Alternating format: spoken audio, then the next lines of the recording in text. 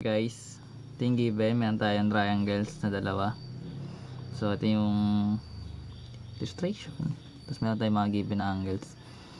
So, meron tayo ditong triangle na maliit. Ito muna. Unahin natin. So, remember, meron tayong 180 as measures ng interior angle ng triangle, di ba? So, meron tayo ditong 84. Bawas natin yon, pati yung 36. So, pag inad natin itong dalawa, magkakaroon tayo dito ng 120. Which means, ibabawas natin yung dito para makuha natin yung measure na itong part. So, ibig sabihin 60 to na part na to. Ito lang yun na, yung dito na part. So, kung total meron tayo ditong right angle. So, ilan yung measure na itong maliit na nakulang? So, di ba meron tayong right angle. Right angle.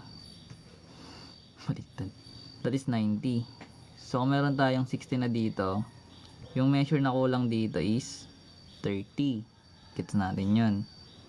So, ngayon kung meron ditong 30 at meron ditong 86, meron tayo ditong triangle ulit. So, yung sum ng interior angle ng triangle is 180. Which means, i-add natin tong dalawa, makakuha tayo ng 116.